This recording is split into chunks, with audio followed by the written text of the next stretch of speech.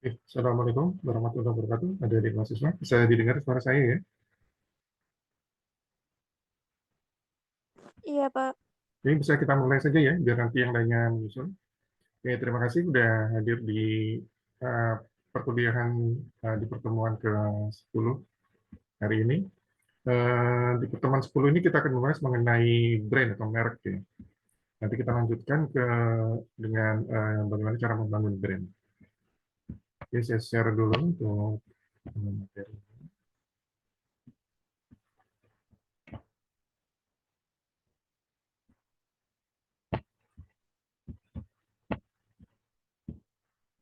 Oke, bisa dilihat ya untuk materinya. Jadi brand atau merek, sebetulnya apa itu brand atau merek?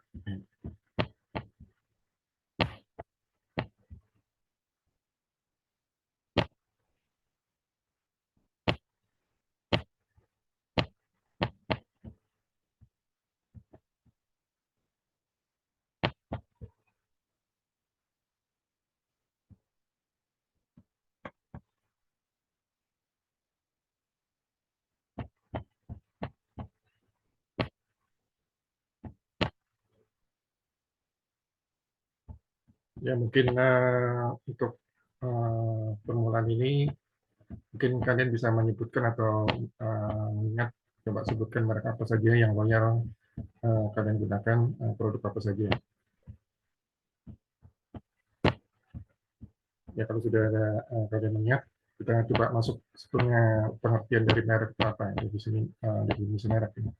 Jadi merek itu adalah nama, istilah, tanda, lambang atau desain atau kombinasinya ya, yang dimaksudkan untuk mengidentifikasi barang atau jasa dari salah satu penjual atau kelompok penjual dan mendiferensiasikan mereka dari para pesaing. Mendiferensiasikan artinya membedakan. Jadi itu pengertian merek dari American Marketing Association, saya ambil.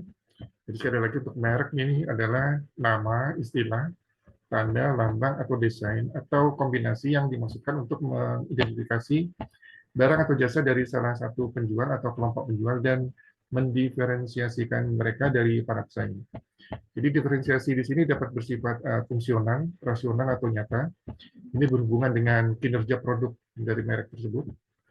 Atau bisa juga bersifat simbolis, emosional, atau tidak nyata. Ini berhubungan dengan apa yang direpresentasikan merek tersebut. Ada juga menyebutkan merek atau brand adalah sesuatu yang digunakan untuk menunjukkan pada pelanggan bahwa suatu produk berbeda dari produk lain yang dihasilkan produsen lain. Sekarang saya add teman kalian dulu.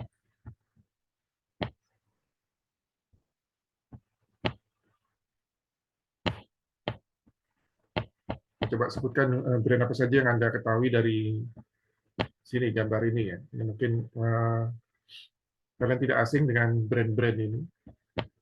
Kemudian ini logo-logo ini atau simbol ya.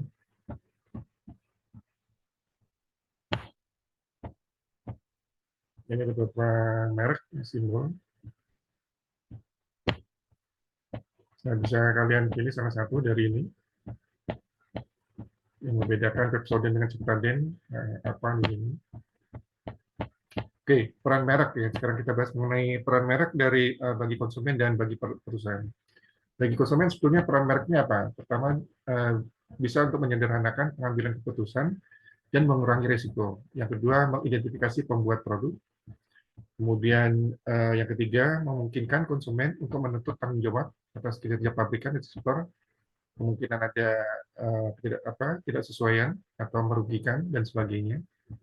Kemudian peran merek bagi konsumen yang lain di sini untuk mengevaluasi produk sama dengan merek berbeda, kemudian menemukan merek mana yang memuaskan. Nah, bagi perusahaan, peran merek ini apa saja? Yang pertama, ini untuk menyederhanakan penanganan atau penelusuran produk. Yang kedua, ini untuk membantu mengatur catatan persediaan dan akuntansi. Mungkin kalian sudah belajar akuntansi ya di semester 1 dan 2. Biasanya ini persediaan ini kalau banyak apa namanya jenis produknya, kalau dikasih merek ini akan lebih membantu dalam penanganan mengatur catatan persediaan dan dalam akuntansi. Kemudian bagi perusahaan, peran merek lainnya berikutnya adalah untuk perlindungan hukum, ya, untuk fitur atau aspek unik produk. Kemudian loyalitas yang memberikan tingkat permintaan yang aman serta kesediaan membayar lebih. Kemudian untuk mengamankan keunggulan kompetitif serta di sini ada sebagai hak kekayaan intelektual yang dijamin perusahaan dapat berinvestasi dengan aman dan dalam merek tertentu. Itu peran merek bagi konsumen dan bagi perusahaan. Namun ada juga perusahaan yang tidak memberikan merek pada produknya. Ya, jadi ada perusahaan tanpa merek pada produknya ini ada disebabkan beberapa hal. Yang pertama, untuk menghindari rasa tidak puas konsumen akibat dari harga, mutu, dan pelayanan yang tidak memuaskan konsumen. Sebab yang kedua, di sini untuk di mana untuk produk ini yang sulit dibedakan dengan produk sejenis di perusahaan lain. Misalnya paku, ya, produk kawat, buah-buahan, sayuran. Nah, ini susah dibedakan antara produsen satu dan produsen yang lain. Jadi kalau paku kawat ini kecil ya, jadi susah dibedakan, makanya biasanya tidak ada merek tertentu di sini. Sedangkan buah-buahan, sayuran antara produsen satu dan yang lainnya atau penjual satu dan yang lainnya mungkin ada banyak kesamaan di sini karena buah-buahan dan sayuran ini dari alam nih, bukan diproduksi oleh manusia. Nah, itu beberapa penyebab ada perusahaan yang tidak memberi merek pada produknya. Jadi yang pertama tadi untuk menghindari rasa tidak puas konsumen akibat dari harga, mutu, dan pelayanan yang tidak memuaskan konsumen. Yang kedua untuk produk yang sulit dibedakan dengan produk sejenis perusahaan lain, misalnya paku, kawat, buah-buahan, sayuran, dan sebagainya. Dan ini ada beberapa produk, ya, untuk sabun, ada Harmony dan Lifebuoy. Coba kalian bedakan apa di sini perbedaannya. Mungkin kalian saat membeli masuk ke supermarket, ya, ada merek-merek seperti ini atau lambang-lambang seperti ini. Nah, ini kadang memudahkan kalian untuk memilih, ya.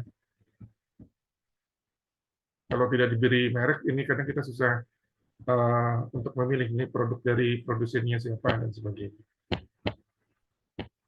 Nah, ini juga ada seorang ibu yang membeli barang di supermarket.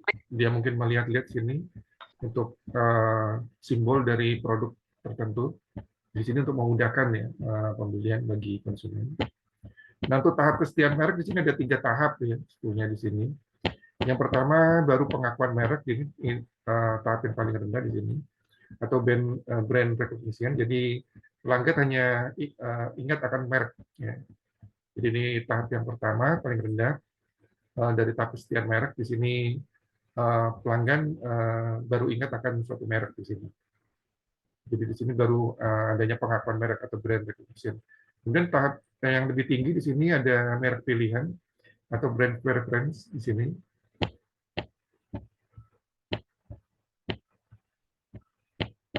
Dan di sini pelanggan sudah memilih produk tertentu ya dan meninggalkan yang lain. Ini tahap yang kedua atau lebih tinggi dari pengakuan merek atau brand recognition. Kemudian tahap yang paling tinggi di sini ada kesetiaan merek atau brand di sini. Jadi di sini pelanggan sudah bersedia mencari merek tertentu. Nah, kalau tidak ada merek yang dicarinya, pelanggan tidak mau membeli merek yang lain. Ini karena ada kesetiaan di sini. Jadi ada brand insistence di sini. Ini tahap kesetiaan merek. Yang mungkin kalian terhadap suatu merek pada tahap yang mana di sini? Kalian mungkin sudah merasakan ya. Kita masuk ke mendefinisikan ekuitas merek atau brand equity. Jadi di sini equity merek atau brand equity di sini ekuitas merek atau brand equity adalah nilai tambah yang diberikan pada produk atau jasa. Jadi ekuitas merek ini dapat dilihat dari cara konsumen berpikir, merasa, dan bertindak dalam hubungannya dengan merek, dan juga harga, pangsa pasar, dan profitabilitas yang diberikan merek bagi perusahaan. Seperti dari ekuitas merek. Untuk lebih detail lagi di sini, definisi dari ekuitas merek adalah seperangkat aset dan liabilitas merek yang berkaitan dengan suatu merek, nama dan simbolnya, yang menambah atau mengurangi nilai yang diberikan oleh suatu barang atau jasa kepada perusahaan atau pelanggan. Ya, jadi bukan hanya bisa menambah, tapi juga bisa mengurangi di sini. Ya. Kemudian elemen-elemen apa saja yang dapat membangun ekuitas merek di sini. Jadi ekuitas merek di sini atau brand equity di sini dibangun oleh beberapa elemen di sini. Yang pertama adanya loyalitas merek atau brand loyalty, kemudian ada kesadaran merek atau namanya atau brand awareness di sini. Kemudian ada kesan kualitas, perceived quality, kemudian asosiasi merek atau brand association. Jadi untuk elemen yang pertama di sini loyalitas merek ya, brand loyalty. Di sini mencerminkan bagaimana seorang konsumen beralih ke produk lain jika terjadi perubahan harga maupun perubahan unsur produk. Jadi misalnya kalian apa ya paling mudah tuh yang sejenis misalnya aqua mineral minuman mineral misalnya. Biasanya kalian memilih aqua, kemudian ada perubahan harga. Nah, kemudian kalian mungkin berubah mencari barang yang merek yang lain misalnya.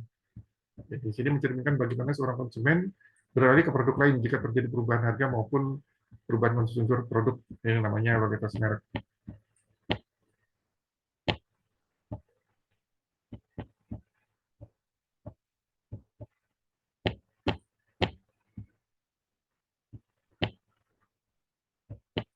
Yang kedua, elemen yang kedua dalam membangun ekuitas merek di sini ada kesadaran merek atau brand awareness di sini.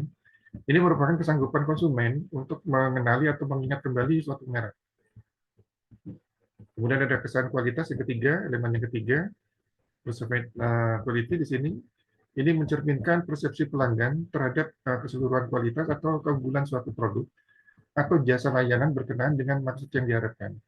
Jadi persepsi di sini, persepsi pelanggan di sini merupakan suatu proses yang dilalui seseorang dalam melakukan pilihan, penyusunan, dan penafsiran informasi guna mendapatkan arti atau keputusan.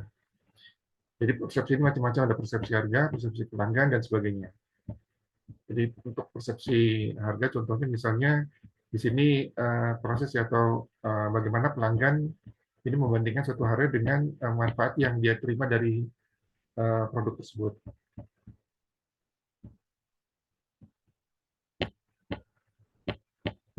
Kemudian elemen yang keempat yang dapat membangun ekuitas merek di sini ada asosiasi merek ya. Di sini atau brand association. Di sini hal ini mencerminkan pencitraan suatu merek terhadap suatu kesan tertentu dalam kaitannya dengan kebiasaan, gaya hidup, manfaat, atribut produk, geografis, harga, pesaing, selebritis, dan lain-lain.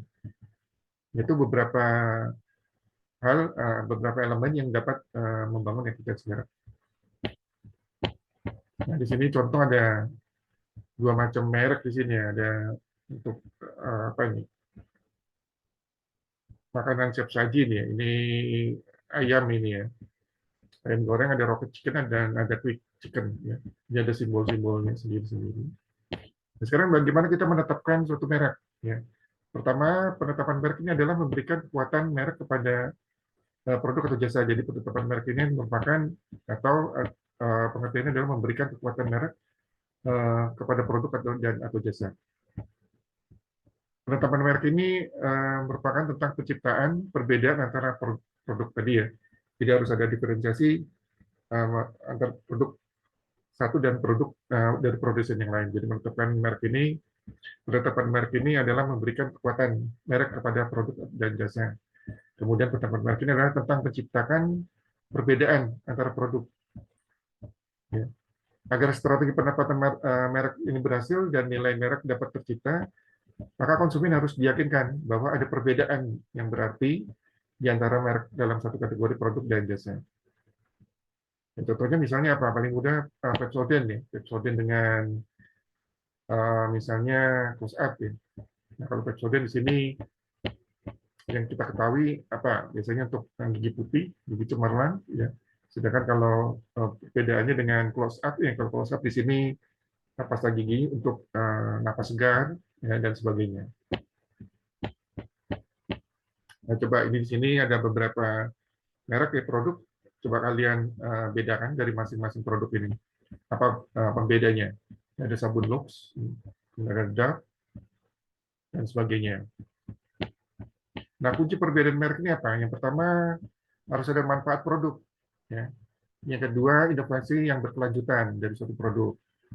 Yang ketiga, sarana yang tidak berhubungan dengan produk. Nah, misal produk Chanel, Gucci, Louis Vuitton di sini menjadi pemimpin dalam kategori produk mereka dengan memahami motivasi dan keinginan konsumen serta menciptakan citra yang relevan dan menarik.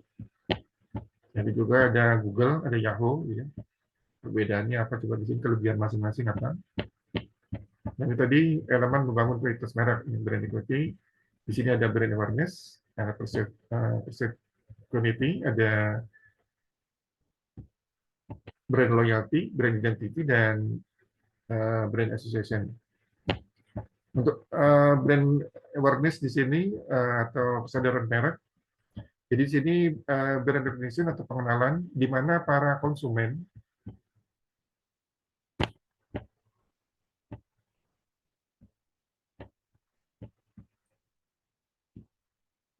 di mana di sini para konsumen baru mengenal sebuah merek, ya, baru mengenal sebuah merek dan masih membutuhkan alat bantu untuk bisa mengingat merek tersebut.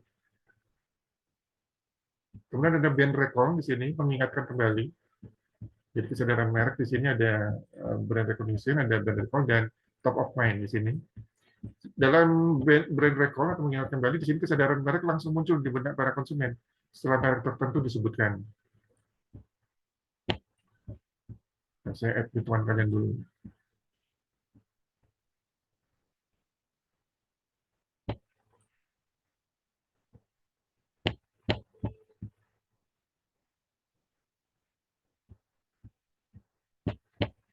Ya, untuk saya ulang lagi untuk kesadaran merek atau brand awareness di sini. Ini ada 3 hal, ada brand recognition, brand recall, dan top of mind di sini puncak. Brand recognition di sini di mana para konsumen baru mengenal sebuah merek dan masih membutuhkan alat bantu untuk bisa mengingat merek tersebut. Nah, misalnya Mercedes-Benz, kalian belum, kalau Mercedes-Benz mungkin semua cowok ya terutama sudah paham ya, itu sebuah mobil mewah. Mungkin yang cewek mungkin belum paham, jadi harus dibantu. Misalnya merek ini jenis mobil misalnya, jenis mobil buatan mana, kemudian termasuk mobil mewah. Baru kalian baru mengingat itu dalam brand recognition, pengenalan. Dalam brand recall di sini mengingatkan kembali, jadi kesadaran merek langsung muncul di benak para konsumen setelah merek tertentu disebutkan. Misalnya Mercedes-Benz, nah kalian sudah paham itu adalah merek mobil mewah dan sebagainya. Kemudian yang terakhir ada paling tinggi di sini top of mind atau puncak. Ini adalah tingkatan tertinggi di mana merek tertentu telah mendominasi benak para konsumen sehingga dalam level ini mereka tidak membutuhkan pengingat apapun untuk bisa mengenali merek tersebut. Misalnya Honda, ya, Yamaha itu sudah ada di benak kalian mungkin. Ya. Jadi tidak perlu alat bantu lagi untuk mengingat.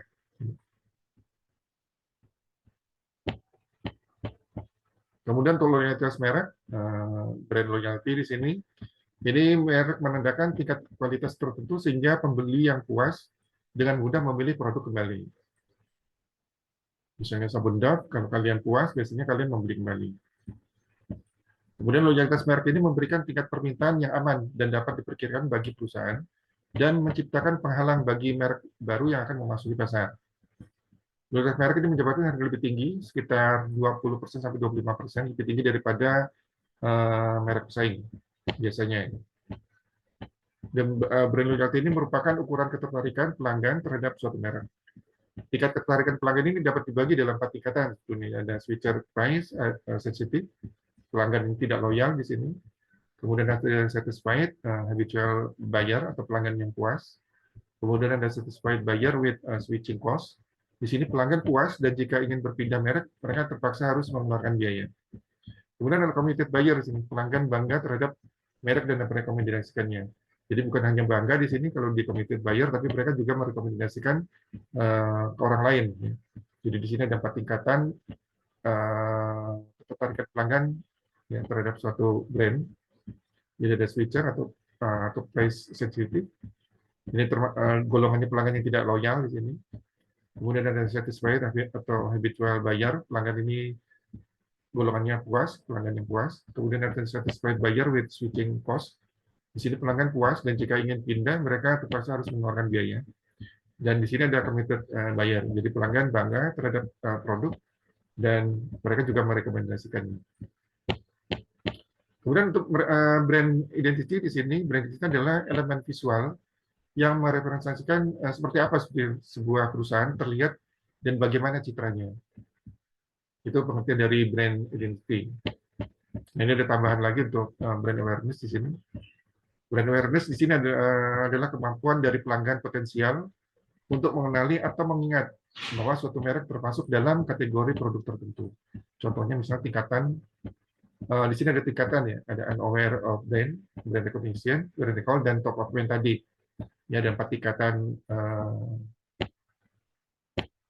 tertarikan. Nah, di sini ya, kesadaran terhadap suatu merek di sini. Ada brand recognition, brand recall, top of mind di sini.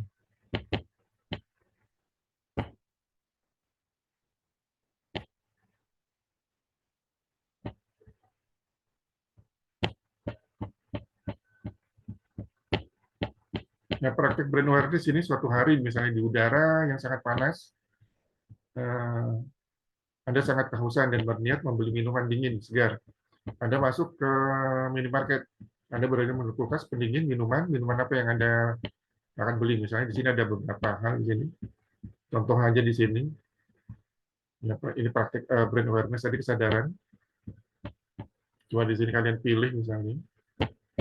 Dan ada brand association di sini. Brand association ini merupakan segala sesuatu yang terhubung di memori pelanggan. Ada beberapa cara menciptakan brand association di sini, yaitu mengasosiasikan merek dengan atribut atau karakteristik produk. Contohnya misalnya, tadi seperti saya contohkan, Pepsodent Whitening dengan pasta gigi untuk memutihkan gigi misalnya. Kemudian ada close up ya, dengan pasta gigi untuk menciptakan napas segar dan seterusnya. Ini brand association.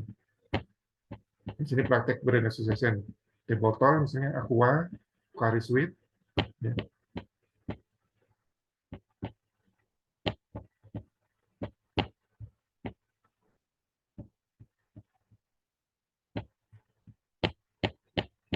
Dan di sini ada atribut quality di sini.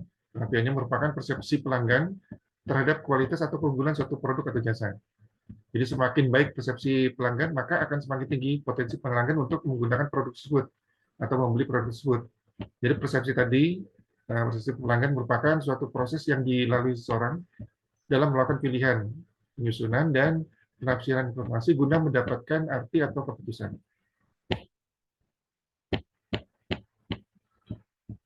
Kita masuk ke bagaimana ekuitas merek berbasis pelanggan di sini. Jadi ekuitas merek berbasis pelanggan, prinsip dari merek berbasis pelanggan adalah bahwa kekuatan merek terletak pada apa yang dilihat, apa yang dibaca, apa yang didengar, apa yang dipelajari, apa yang dipikirkan, dan apa yang dirasakan pelanggan tentang merek sepanjang waktu. Maka mencapai ekuitas merek ini yang baik adalah ini suatu yang sangat penting. Jadi ekuitas merek berbasis pelanggan ini merupakan prinsip dari merek berbasis pelanggan adalah bahwa kekuatan merek ini terletak pada apa yang dilihat, dibaca, didengar, dipelajari, dipikirkan, dan dirasakan pelanggan tentang merek sepanjang waktu. Ini ada 3 bahan kunci ekuitas merek di sini. Yang pertama, ekuitas merek ini timbul akibat perbedaan respon konsumen. Nah, jadi ekuitas merek ini timbul akibat perbedaan respon konsumen. Perbedaan respon ini adalah akibat pengetahuan konsumen tentang merek. Jadi perbedaan tadi, perbedaan respon ini suatu akibat pengetahuan konsumen tentang merek. Jadi pengetahuan konsumen tentang suatu merek antara satu konsumen dan konsumen lain mungkin beda. Ya, nah, terjadi perbedaan respon. Nah, respon diferensiasi, respon diferensial atau respon perbedaan respon dari konsumen yang membentuk ekuitas merek tercermin dalam persepsi, preferensi, dan perilaku yang berhubungan dengan semua aspek pemasaran merek. Nah, tantangan membangun merek ini apa sebetulnya? Tantangan utama dalam membangun merek yang kuat adalah memastikan bahwa pelanggan memiliki jenis pengalaman yang tepat dengan produk, jasa, dan program pemasaran mereka untuk menciptakan pengetahuan merek yang diinginkan. Nah, contohnya di sini kita memberikan atau marketing pemasar memberikan fasilitas test drive. Misalnya kalau mau beli motor, kalian disuruh coba dulu. Ya.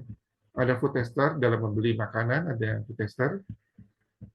Dalam HP juga, ada dummy handphone. Kemudian ada sampel produk, kamar pas atau experience room, kalau kalian membeli pakaian. Itu pula kalau membeli kosmetik ya. ada kalian biasanya disuruh coba dulu, coba ada testernya di situ. Nah, di sini cosmetic tutorial kit ya. Jadi memberikan pengalaman bagi konsumen sebelum mereka memutuskan untuk menggunakan atau membeli di sini. Jadi tadi ekuitas merek tadi timbul akibat perbedaan respon konsumen.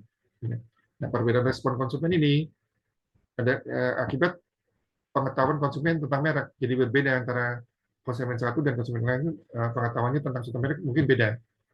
Respon diferensial dari konsumen yang membentuk ekuitas merek tercermin dalam persepsi, preferensi, dan perilaku yang berhubungan dengan semua aspek pemasaran merek.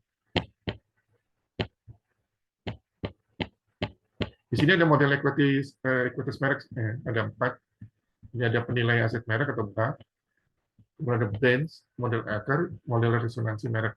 Nanti kalau ada waktu tambahan saya jelaskan di sini. Ini satu saja untuk penilai aset merek di sini untuk model ekuitas merek ya. Saya ambil yang penilai aset merek saja di sini contohnya saja. Nah, untuk pembedanya di sini diferensiasinya ini mengukur tingkat sejauh mana merek dianggap berbeda dari merek yang lain. Kemudian ada energi di sini untuk mengukur kesempatan merek. Kemudian ada relevansi ini untuk mengukur cakupan daya tarik merek. Kemudian untuk harga diri di sini untuk mengukur seberapa baik merek dihargai dan dihormati. Kemudian ada pengetahuan di sini. Nah, ini mengukur kadar keakraban dan keintiman konsumen dengan merek. Ya, ini tuh tes ekuitas merek tadi. Model ekuitas merek ada 4. Dan nanti kalau ada tambahan waktu saja saya jelaskan. Nah, di sini saya ingin menjelaskan untuk membangun ekuitas merek berdasarkan manajemen. Nah, di sini pilihan awal untuk elemen atau identitas merek yang membentuk merek. Ya, ada bisa nama, URL, logo, lambang, karakter, juru bicara, slogan, kalau ada lagu, kemasan, papan, iklan, dan sebagainya. Ini pilihan awal untuk elemennya atau identitas merek. Yang dapat bentuk merek bisa nama, URL, logo, lambang, karakter, juru bicara, slogan, lagu, kemasan, dan papan iklan. Kemudian produk dan jasa, serta semua kegiatan pemasaran dan program pemasaran pendukung yang menyertainya. Tidak adanya produk dan jasa serta semua penggunaan pemasaran. Kemudian ada asosiasi lain yang diberikan secara tidak langsung ke merek dengan menghubungkan merek tersebut dengan beberapa entitas lain, misalnya orang, tempat, atau barang. Untuk kriteria pilihan elemen di sini, ya, saya ambil tadi dari sini, elemen memilih elemen merek ya. Dari tadi membangun ekuitas merek berdasarkan manajemen, ini ada satu yang kelewatan. Ada memilih elemen merek di sini yang keempat. Jadi elemen merek ini adalah alat pemberi nama dagang yang mengidentifikasikan dan mendiferensiasikan merek. Jadi elemen merek ini adalah alat pemberi nama dagang yang mengidentifikasikan dan mendiferensiasikan merek. Misalnya di sini lipstick, color style membuat konsumen berpikir lipstick akan tahan lama tanpa perlu melihat produk. Kemudian ada merek snackware, makanan di sini adalah makanan ringan yang sehat. Ya. Ini contoh elemen merek atau alat pemberi nama dagang yang mengidentifikasi dan mendiversikan merek yang membedakan maksudnya di sini merek satu dengan yang lain. Nah, kriteria pilihan elemen merek di sini ada beberapa yang harus kita pahami. Dalam pembangunan merek di sini kriteria pilihan elemen merek harus dapat diingat, harus berarti dan dapat disukai. Ya. Kemudian dalam defensif dan yang berhubungan dengan cara mempengaruhi dan melindungi ekuitas elemen merek, di sini kriteria pilihan elemen mereknya ada harus dapat ditransfer, dapat disesuaikan, dapat dilindungi. Jadi kriteria pilihan merek di sini, elemen merek di sini keseluruhannya harus dapat diingat, ya, harus berarti, harus dapat disukai, dapat ditransfer, dapat disesuaikan, dan dapat dilindungi. 3 yang pertama di sini dapat diingat, berarti, dan dapat disesuaikan ini berhubungan dengan pembangunan merek. Kemudian dapat ditransfer, dapat disesuaikan, dan dapat dilindungi ini berhubungan dengan defensif dan bagaimana dengan cara mempengaruhi dan melindungi ekuitas elemen merek. Untuk penjelasannya di sini dapat diingat, berarti, dan sebagainya. Ini saya beri penjelasan sedikit ya. Jadi dapat diingat ini seberapa mudah elemen merek itu diingat dan dikenali. Jadi sebisa mungkin elemen merek ini yang paling mudah diingat oleh pelanggan ya, dan mereka tidak susah untuk mengingat. Kemudian berarti apakah elemen merek itu kredibel dan mengindikasikan kategori yang berhubungan dengannya? Apakah elemen merek tersebut menyiratkan sesuatu tentang bahan produk atau tipe orang yang mungkin menggunakan merek tersebut? Jadi yang kedua di sini elemen itu harus berarti. Kemudian dapat disesuaikan.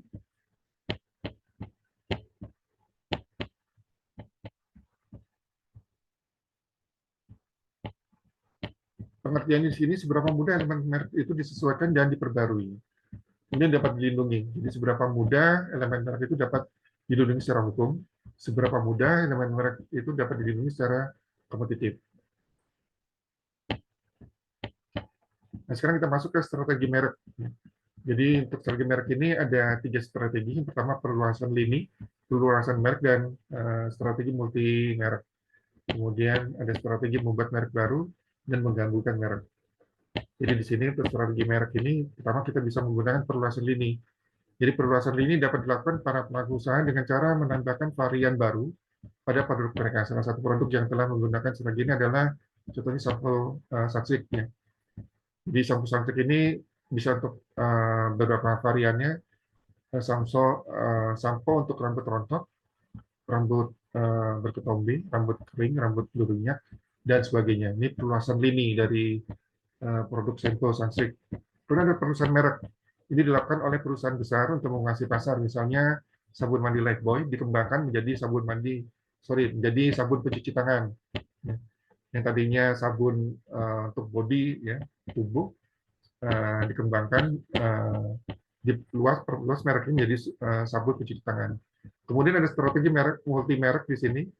Ini menggunakan berbagai merek untuk menjangkau berbagai kalangan. Indofood ya, Indofood dengan produknya Indomie, Supermie, Sarimi, dan sebagainya.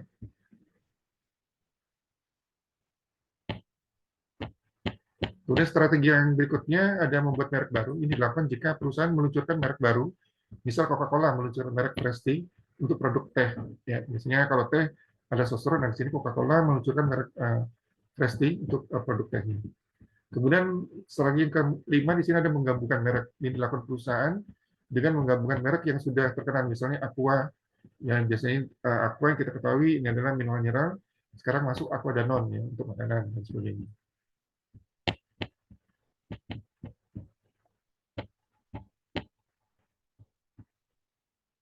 Ya, dari Mas Isa mungkin ada yang ditanyakan sampai materi ini. Jadi mungkin nanti untuk bagaimana membangun merek, saya masuk di pertemuan 11 saja ya. Jadi nanti pertemuan 11 saya usahakan di minggu ini, nanti saya kabari ke Ingrid ya. Dan untuk materi hari ini akan saya share di e-learning, nanti akan saya beritahukan Ingrid ya. Jadi nanti bisa kalian download di e-learning. Oke, mungkin sampai sini dulu. Ada yang ditanyakan?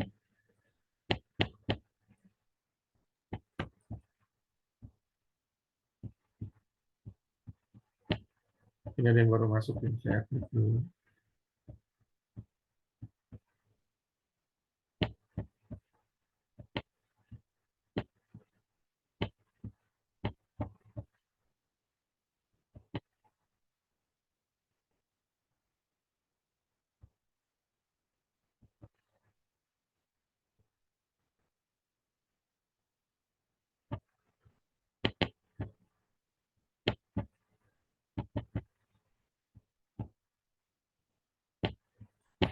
Nah, untuk tugas ini sebetulnya akan saya berikan eh, sekarang ya. Tapi karena mungkin waktunya agak mepet, jadi kalian apa namanya dikerjakan saja sendiri-sendiri. Kalian pelajari untuk tugas ini. Eh, Kalau ada pertanyaan bisa ditanyakan nanti. Jadi tadinya saya akan membentuk kelompok ya. Jadi karena mungkin waktunya mepet, kalian masing-masing sendiri pelajari, coba dikerjakan aja dulu.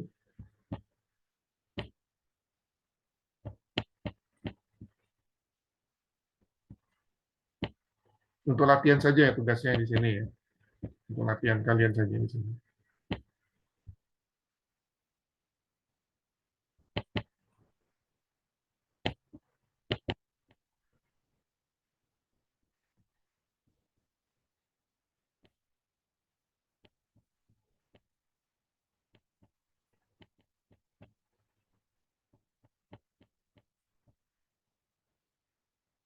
Oke, mungkin ada yang bertanyakan sampai materi ya, untuk materi ini, pertemuan 10 ini. Jadi nanti pertemuan 11 mungkin saya masuk di cara membangun merek ya, seperti apa. Pak, Ya, izin bertanya ini tugasnya buat kapan ya? sebetulnya mau saya buat kelompok ya, cuma waktunya mungkin enggak karena saya belum bisa luring ya. Jadi kalian pelajari saja untuk latihan saja tugasnya ya. Jadi per individu untuk latihan saja. Siapa tadi yang bertanya? Saya, Pak. Siapa? Nadia Absari. Siapa? Nadia Absari. Nadia Apsari. Untuk latihan saja Nadia Apsari ya. Iya, Pak. Tidak usah dikumpul untuk latihan saja berhubungan dengan materi ini. Oke, yang lainnya mungkin ada yang ditanyakan? Kalau tidak ada, saya akhiri dulu ya. Terima kasih atas kehadirannya di perkuliahan hari ini, TMI yang ke-10.